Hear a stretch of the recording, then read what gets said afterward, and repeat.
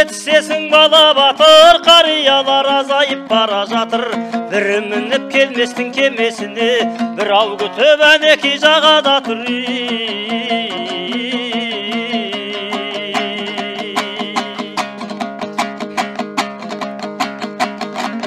Бір қария болмаса қасымызда, жетімдік сондырмайдау басымызға. Жалаңаш қаушекпенін шешіп беріп, бір күлшесін бөліскен ашымызға.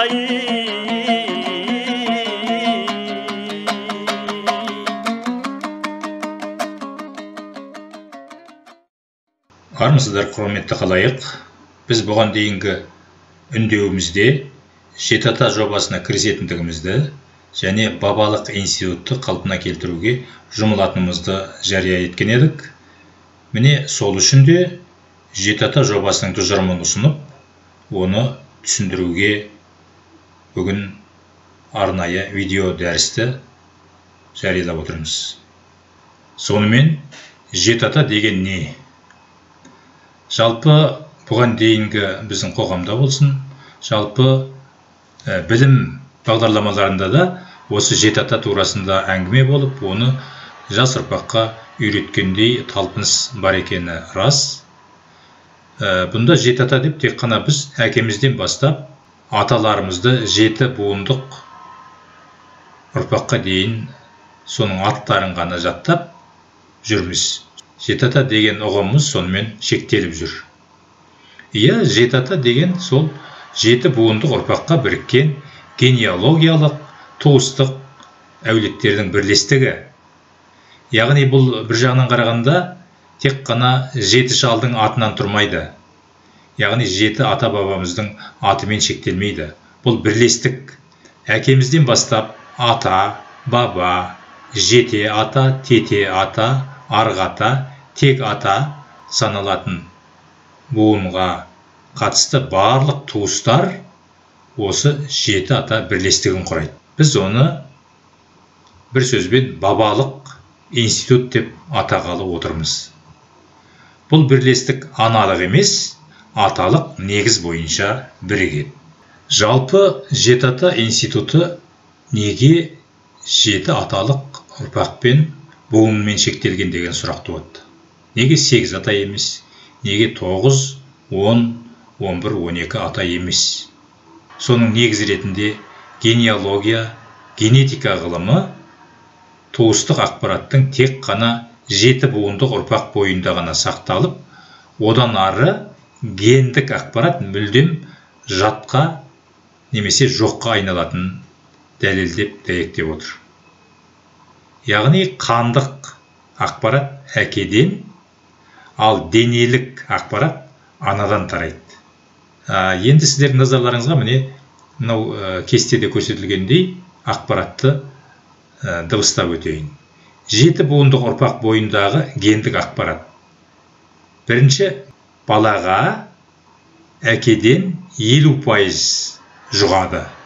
Одан ары қарай немереде 25%-дық гендік ақпарат қалады. Шөбереде 12,5%, шөпшекте 6,25%, барған сайын екі есе азайып бара жатыр. Неменеде 5-ші ұрпақта 3,125%, 6-шы ұрпақ туажатта 1,56%, ал 7-ші ұрпақта жүрежатта 0,178% ғана гендік ақпарат қалады екен. Яғни, анау 7-ші атадан бастап есептегенде соңғы ұрпақта 0,178 ғана пайыз қалады. Одан ары қарай 8-ші буындағы ұрпақта қандық гендік ақпарат елеусіз ғана, нөлдің айналасында ғана болады. Яғни, жеті атамен неге шектелді деген сұраққа жауапты осы генетика, генеалогия беріп отыр. Бұл гендік ақпарат деп отырғанымыздың өзі, ол туыстық ақпарат. Осы ақпарат арқылы адамдардың гендік, қандық туыстығы мәлім болады, белгілі болады. Яғни, біздің қазақ атамыз 8-ші ұрпақтан бастап мына буынды бөліп, арнайы садақа жасап, оларды 7 атадан ғана бабалық институтқа жіктеп отырған. Яғни тұқымды сақтаудың мұндай ақпаратын, ғылыми бұндай дәйегін біздің ата-бабамыз қайдан екені белгісіз біліп отырған. Соны қазір генетика дәлелдеп отыр. Енді құрметті қылайық, 7 ата құрылымының жалпы қазақ қауымындағы орнын білу үшін оны социологиялық ғылым тарапынан қарастырып көрейік. Яғни қазақ социумының иерархиясы деген тақырыпқа сөз арнауға тура келеді. Қазақ қауымы бір-біріне кірікпелі иерархиялық мынадай құрылымдардан тұрады. Яғни бірінші индивид, дара жан, яғни адам. Екінші, ол адам жанұядан тұрады. Яғни жанұяның аясында болады. Келесі деңгейде бірнеше жанұя әулетті құрайды. Яғни бір әкеден тарайтын ұлдардың жанұяларының бірлестігі әулет болады. Ал енді біз айтып отқан 7 ата бабалық немесе аталық деп жіберуге де болады. Жалпы біз бұдан ары қарай бабалық деп айтатын боламыз. Бұл бірнеше әулеттен құралған 7 аталық деңгейдегі, 7 аталық буындағы әулеттік бірлестік. Яғни бірнеше әулеттің бірлестігі.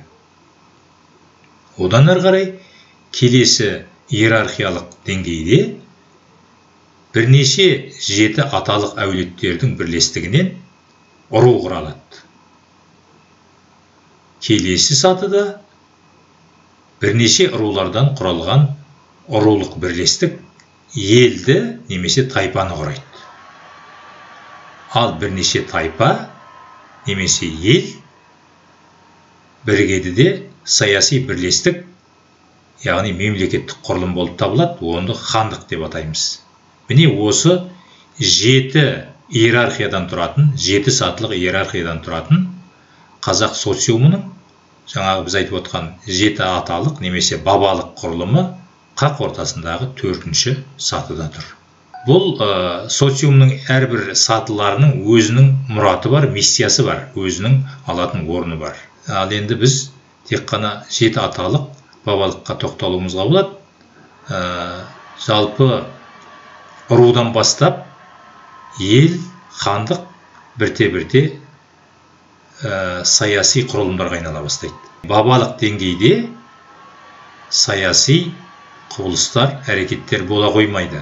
Бұл деңгейде негізінен әлеуметтік жағдайлар орын алады. Ұрудан бастап билер, батырлар шыға бастайды. Олар саяси ортаның тұлғалары болып есептеледі. Сол тұлғалармен бірге ұрулық деңгей саяси ортаны нығайта бастайды.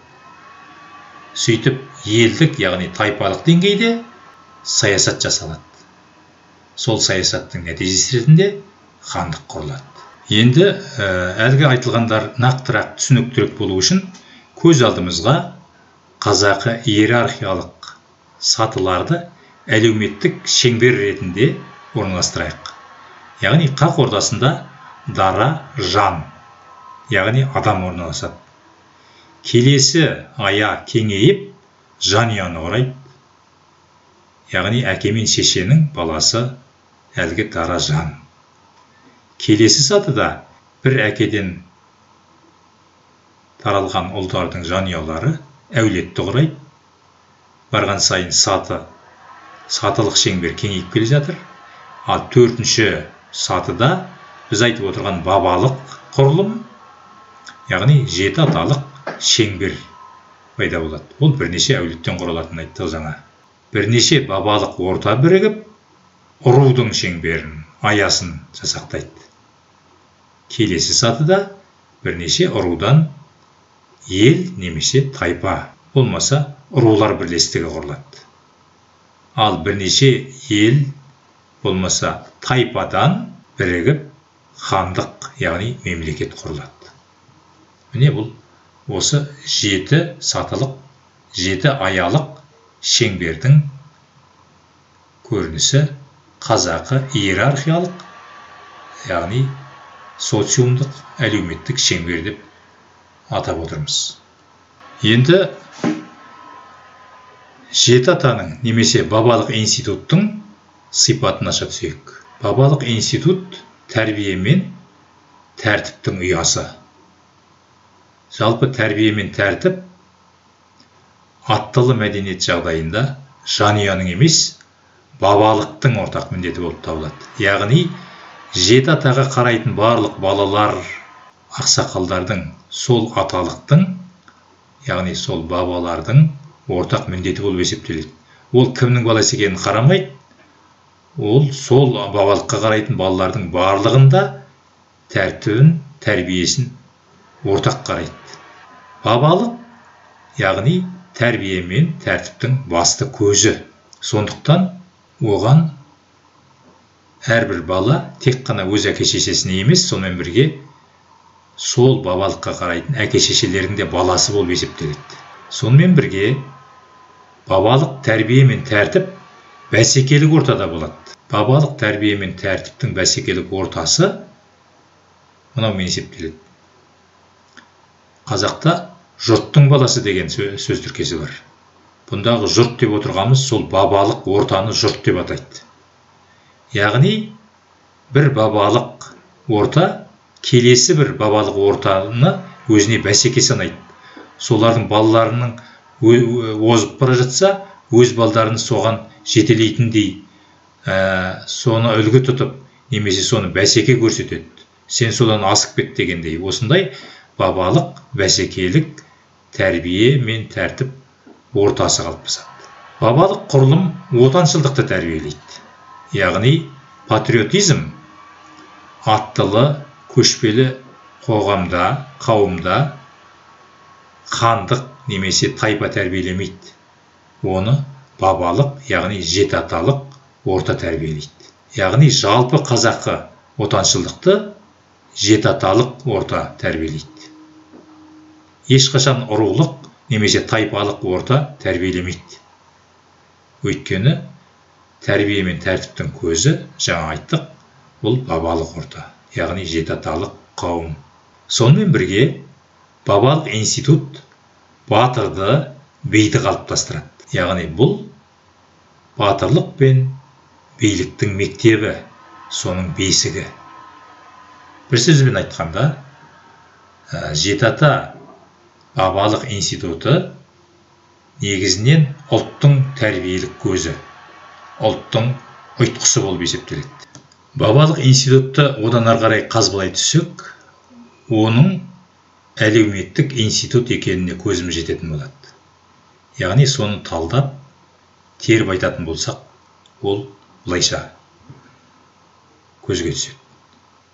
Бабалық құрылым әр адамның социумда немесе қауымда өмір сүруін қамтиды. Міне сондықтан да аттылы қоғам коллективизмді, ұжымдық өмір үлгісін қалыптастырады. Яғни әрбір адам міндетті түрде қауымда өмір сүруін қамтиды, одан шығармайды. Екінші, әр адамның социумдық мәртебесі болады, яғни қауымдық мәртебесі болады. Ол мәртебе аға, іні, әпке, сіңлі, қарындас, нағашы, жиен, жезде, жеңге, ене, келін, ата, қайнаға, қайны, балдыз секілді шағын, дара ұғымдармен көрініс табады. Үшінші, әр адамның социумдағы, қауымдағы өз мәртебесін атқаруға жағдай жасалады. Мысалға, қарттар бағылады, балалар ортақ тәрбиеленеді, қыздар бой жетсе тұрмысқа шығуға, ұл ер жетсе үйленуге міндеттеледі, және соған қауым болып кіріседі. Әрбір жанұя өз ұл қызымен емес, барлық қауым жеті атаға қарайтын, бабалық институтқа қарайтын барлық қауым кіріседі оған. Төртінші, бабалық құрылымның әлеуметтік функциясы бар. Оны атап өтсек, мысалға, әбден жағдайы нашарлаған әлеуметтік әлжуаз жанұялар болса, оған жылу жинайды.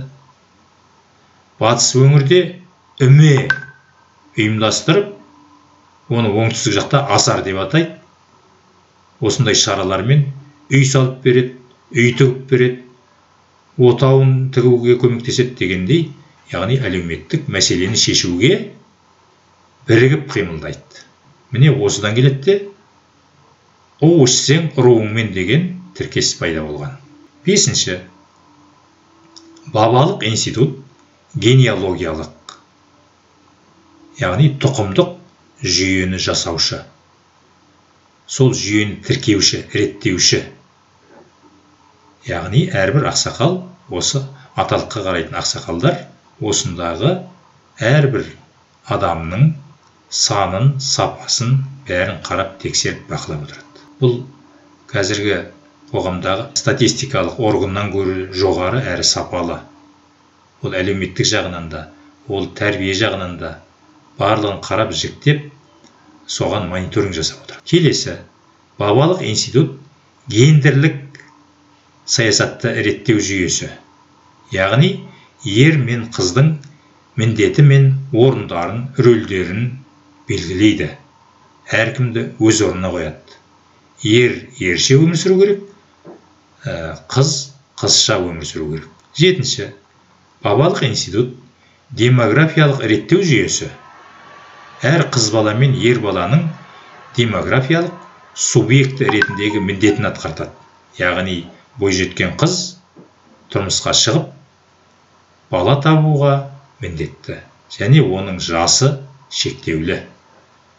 Ер бала үйленіп, ол өзінің генеалогиялық тегін жалғастыруға міндетті.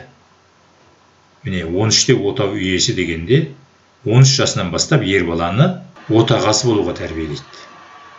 13 жасында үйлендіру деген сөз емес. Ол 13 жасынан бастап ер баланы отағасы болуға, қыз баланы отана болуға тәрбиелейді. Соны қалыптастырады. Одан әрі қарай бабалық құрылым, ақсақалдар кеңесі, абысындар алқасы, жігіттік және жеңгелер тобының біртұтас орталығы.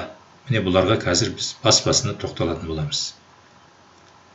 Келесі, бабалық институт дара жан, индивид пен түрлі туыстық қауым арасындағы қатынасты орнатады. Дара жан қауыммен арадағы қарым-қатынасты жүйелейді. Бабалық институт адам аралық туыстық коммуникативтік қатынас орнату құрылымы болып табылады. Бұған да жеке тоқталып ашатын боламыз. Енді біз бабалық институттың бірнеше құрылымы бар екеніне көз жеткіземіз. Міне осыларды қарастыру арқылы бұның қарабайыр емес, кәдімгі күрделі адам тану институт екеніне көз жеткіземіз. Біріншіден, бабалық институтқа, яғни жетаталық институтқа ақсақалдар кеңесі кіреді. Міндетті түрде ақсақалдардың тобы болады. Олар барлық мәселені кеңесіп, пішіп, шешіп отырады. Бабалыққа қатысты мәселеден бастап, әрбір адамның жеке мәселесіне дейін кейде ақылдасады. Жеке жанұяның да мәселесін ақылдасып шешуге көмектеседі, қол ұшын береді. Ал енді жігіттік құрылым бұл негізінен азамат болып қалыптасу мен азаматтық істерді атқаруға жігіттердің бірігіп жүретін, яғни бірігіп шешетін тобы деп есептеуімізге болады. Бұл жағдайда жігіттер бір-бірін қолдайды, бір-бірінің сырын немесе қажетін өтеуге бірігіп ұмтылады. Яғни бөріктінің намысы бір деген тіркес міне осындай жігіттік құрылымнан туындаған. Келесі абысындар алқасы бар. Абысындар алқасы болғанда, мысалы бабалық институтқа қарайтын барлық әйелдер бір-біріне абысын, яғни осы жеті атадан тарайтын ерлерге тиісті ханымдар, бейбілер, олардың барлығы абысындар алқасын құрайды. Олар бір-бірімен сырлас келеді, бір-бірімен мұңдас келеді, бірінің мәселесін шешуге тиісті болады. Осы жеті атаға қарайтын, әсіресе абысындар алқасы мынау нәзік текті жандардың мәселесін ортақ қарастырып шешуге арналған институт. Келесі бір аса аяулы құрылым бар, ол жеңгелік құрылым. Бұл жеңгелік құрылым бозбалалар мен қыз балалардың мәселесін шешеді, олардың тәрбиесін қарайды, оларға бас көз болады, олардың болашағын анықтайды, міне соған араласып отырады. Бұл мынау жеңгелердің өмірдегі тәжірибесін өзінің соңында келе жатқан жастарға сіңірудің бірден бір құралы және де барынша ықпалды құрылымы болып табылады. Міне бұндай 4 құрылым бабалық институттың басты 4 түрлі сапасын анықтайды. Бұнсыз жеті атаны елестету мүмкін емес. Біздің халқымызда жігіттің 3 жұрты бар деген тіркес бар. Рас, жігіттің 3 жұрты бар. Ал енді бабалық институт жағдайында жеті аталық буынға қарайтын 4 жұрт бар. Оны атап өтетін болсақ, ерлер үшін ол төл жұрты, өзінің туып өскен жұрты, бейбілер үшін тұрмысқа шыққан келіншектер үшін төркін жұрт, күйеу бала немесе келін үшін қайын жұрт, жиендер үшін нағашы жұрт. Міне осы 4 жұрт кез келген адамның осы қауымдағы қарым-қатынас коммуникациясының сапасын анықтайды, міндетін жүктейді. Осы 4 жұрт бабалық институттың тағы да қосалқы 4-түк сапасын анықтайды. Енді бабалық институттың адамаралық коммуникация деген тақырыбын қарастырайық. Коммуникация деп отырғанымыз осы жеті атаға қарайтын, бабалық қауымға қарайтын әрбір адамның қарым-қатынасын сапалық деңгейге көтереді. Ол үшін мынадай коммуникациялық, яғни қатынастық жұптарды атап өтейік. Мысалы, ата мен баланың арасы, қайната мен келін, қайната мен күйеу бала, ене мен келін, қайнаға мен келін, қайнаға мен күйеу бала, жеңге мен қайын, жеңге мен қайын сіңлі, абысын, ажын деп отқаны бұл мысалға 2 ағайындының зайыптары, біреу үлкен, біреу кіші болса, кішісі ажын деп аталады. Абысын, үлкені абысын болып табылады. Сондай-ақ нағашы мен жиен, жезде мен қайын немесе жезде мен балдыз. Осындай дуэттер бабалық институт жағдайында аса қадірлі, аса сапалы қарым-қатынастық коммуникацияны жасақтайды. Бұлардың әрқайсының өзара бір-біріне қарым-қатынасының сапасы бар, форматы бар, деңгейі бар. Бұл ұлы мәдениеттің бір ұшы. Міне, бабалық институт болатын болса, осындай әлеуметтік сапаға жетелейді. Біздің ұлт осындай ұлы әлеуметтік сапаны осындай бабалық құрылым деңгейінде жасақтаған. Енді құрметті ағайындар, біз бұл тақырыптарды былай қарағанда үстіртін өтіп жатқандаймыз. Бұлардың барлығына тәптіштеп видео дәріс арқылы түсіндіріп жатуды біз керек деп санамадық. Бұл әрине өмірдегі бар нәрсе, бұл одан әрі қарай зерттеліп, өзінің орнын айшықтап, одан әрі қарай көрініс табатыны сөзсіз. Біз бар болғаны осы бабалық институтты қалпына келтіру үшін қажетті түсініктерді, яғни түсіндіруге, ұқтыруға, елестетуге тырысып отырмыз. Сондықтан әзірге осымен шектелеміз. Енді жетаталық немесе бабалық институтты елестетіп түсінген адам үшін әрине қызығу, ықыластану сезімі пайда болады.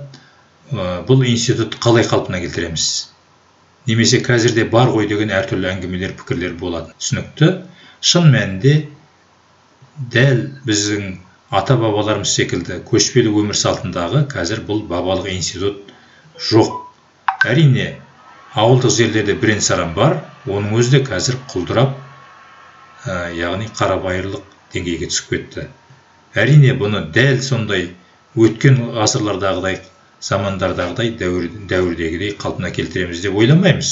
Өйткені қазіргі өмір салты мүлдем басқа. Технологиялық, технологиялық дәуір. Дегенмен де, бұны ішінара қалпына келтіріп, қажет болатын болса, мемлекеттік деңгейде жағдай жасап, бұны орнына келтіруге болады. Мен сіздерге бір нәрсені атап өтейін. Жақында ғана Канадада жетім балалар үйі мен қариялар үйін біріктірген. Себебі екі буынның арасында сабақтастық, бір қажеттілік туындап отқандығы байқалған. Ал сол жағдай біздің ұлттық этностық сипатымыз, мазмұнымыз болатын. Біз содан айырылып отырмыз қазір. Егер де біз осындай бабалық институтымызды қалпына келтіре бастасақ, онда жетімдер үйі де, қариялар үйі де болмайды. Онда әрбір адам, әрбір дара жан өз орнын табады, өз қауымын табады. Ол сайып келгенде ұлтты гүлдендіреді, ұлттың саны мен сапасын арттыратындығы сөзсіз. Міне бұған демографиялық, әлеуметтік жағынан қарау керек. Және де айтайын деп отырған тағы бір пікіріміз, бабалық институтты ұрулық қауым ретінде қарамау керек. Және ұрулық, тайпалық, яғни елдік деңгейдегі сатыларды дамытуға болмайды. Ол саясатқа айналып, ұлтты бөлшектеуге алып барады. Ұрулық, тайпалық сатыны тарих пен тарихшыларға беру керек, ал әрбір қазақ өзінің жеті атасымен, өзінің бабалық институтымен болғаны әбден жөн. Сонда ешкімде қадірі кетпейді, берекесі қашпайды. Әркім өз орнын табады, әркім өз жолы мен даму көзін табады. Бұл институтты, бұл құрылымды қалпына келтіретін болсақ, ерлер де, әйелдер қауымы да шапа шекпейді. Гендерлік саясат өз қалпына келеді. Гендерлік саясаттағы ең әділ көрініс біздің осы қауымда бар болатын. Қазір әрі-сәрі күйде қалып отырмыз.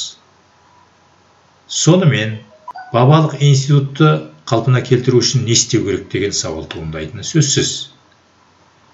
Ол үшін қарапайым нәрседен бастау керек. Ең әуелі әрбір бабалық өздерінің ақсақалдарын жинастыру керек. Яғни ақсақалдар кеңесі құрылу керек. Оған 50 жастан бастап ерлер болсын, әйелдер қауым болсын кіріскені жөн. Яғни ақсақалдарын түгендеп, жинап, белгілі бір шараны, тойды болсын, садақаны болсын, желеу қылып, жинап, осындай ақсақалдардың тізімін жасап, соның кеңесін құруға болады. Яғни, сол ақсақалдар кеңесін құрудан бастап, бірінші саты басталады. Одан ары қарай, яғни ақсақалдарымыз бірігіп жатса, қазір 50-ден бастап ақсақалдыққа ұмтылмаса, онда өмір бойы ақсақал болу қалу мүмкін болмай қалады. Сондықтан ақсақалдық дегеніміз қартаю емес. Ақсақалдық дегеніміз мынау аталық, яғни бабалық институтқа жан ашу, соның міндетін атқарысуға кірісу. Оның бір белгісі бата беру. Яғни бабалыққа қарайтын ақсақалдар, қариялар әрқайсысы бата жаттау керек. Әрқайсысы бата беруге дайындалу керек. Міне осы қарапайым ғана ақсақалдықтың бір белгісі. бұл қарабайыр нәрсе болғанмен, бұл біздің ақсақалдарымызды келесі сатыға көтереді. Яғни, кім көрінген қазір бата қолын жайып балада шағада бата сатып жүр, ол батасыздыққа ұрынғанымыздан. Батаны тек қана ақсақалдар беру керек. Және ер адам беру керек. Міне осыны қалпына келтірсек, онда ақсақалдардың қадірі артады, ақсақалдардың сөз өтеді, оларды тыңдау қалпына келеді. Қазір ақсақалдарды, қарияларды тыңдамайтын себебі, олардың, қариялардың, қарттардың ақсақалдық сапасы төмендеп кетті. Міне соған сәйкес, оларға деген көзқараста, коммуникация, қарым-қатынаста соған сәйкес төмендеп құлдырап кетті. Бата беру арқылы ақсақалдың қадірі қалай артады? Мысалға, аталыққа, яғни бабалыққа қарайтын әрбір жанұя өзінің шарасын бата беруден бастайды. Яғни ақсақалды қажетсінеді. Әрбір ас берген сайын, әрбір тамақ ішілген сайын ас қайырылады, бата беріледі. Міне осындайда ақсақалдың орны, рөлі онан сайын арта береді. Сөйтіп, біз ақсақалды өзінің төріне отырғызу арқылы, яғни бабаны төріне қайтару арқылы, бабалық институтты қалпына келтіре бастаймыз. Не істеу керек деген сауалдың үшінші сатысы, енді ақсақалдарымыз бар, олар бата беруді үйренді, өзінің төріне отырды, ақсақалдар кеңесі бар, енді 7 аталық шежіре жасақтау керек. Яғни, 7 буынға қарайтын туыстардың барлығын бір тізімге жинақтау керек. Жүйесімен, кімнің атасы, кімнің бабасы дегендей әңгіме қағазға түсу керек. Міне осындай кезде бұрынғы архаистік тек ерлерді ғана шежіреге жинақтау емес, қыз балаларды да перзент ретінде шежіреге түсіру керек. Міне бұны біз мынадай арнайы кесте арқылы беріп отырмыз. Ол 7 сатыдан тұрады. Әрбір атаның, әрбір буынның өзінің түсі бар. Соған сәйкес сол буынның кімнің кім ұрпақ екендігі бәрі көзге көрініп тұр. Яғни, бұны әдеттегідей ағаш тәрізді емес, кәдімгіше кесте түрінде орналастыруға болады. Сонда барлығы көз алдыңызда тұрады. Бұны төр шежіре деп те атауға болады. Марқұм Ақселеу Сейдімбекұлы ағамыз айтып кеткендей, әр жанұяның төр шежіресі болу керек. Міне сол төр шежіресінде 7 буындық, 7 аталық шежіре тұруы керек. Әрине, бірден 7 атаға жеткізе алмауы мүмкін. Қазір көптеген адамдар, тіпті егер статистикалық мәліметті жобамен қарайтын болсақ, әрбір 10 қазақтың 2-3 ғана 7 атасын толық білуі мүмкін, қалғаны білмейді. Оны бірден келтіру мүмкін емес.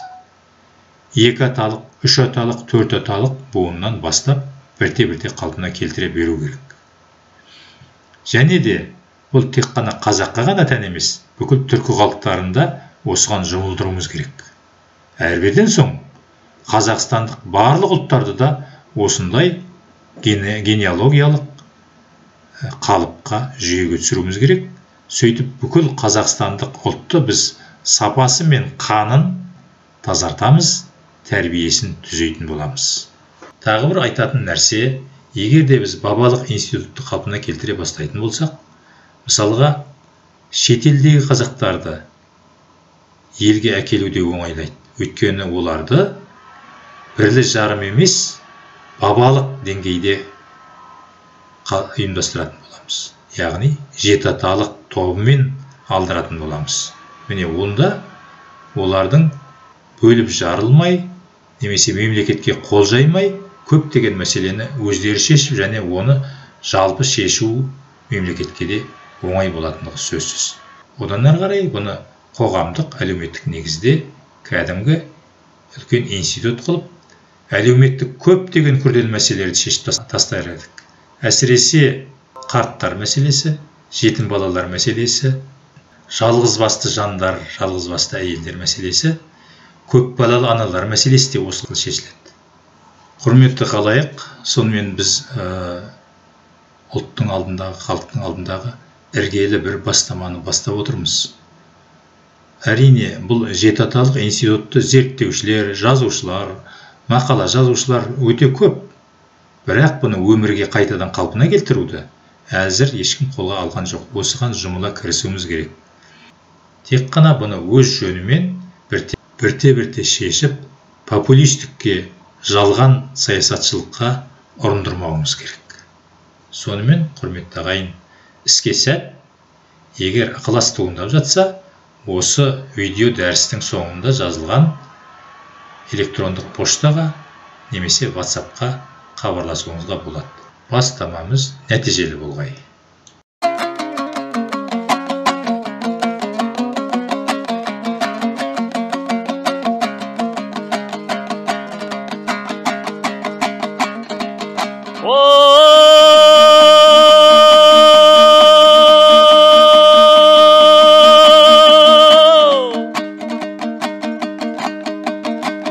Арсыз күлкің тиылмас жылауыңды, айтысыңдау басылмас сылаңыда.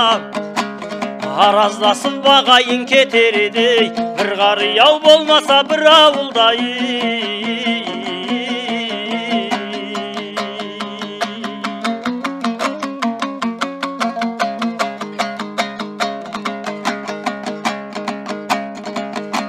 Тез қария болғанша кім біледі, баламыздау шал болып үлгіреді. Бір-біріңнен екі шаласамын деп, кім біледі-ау бір-бірін бүлдіреді-ау.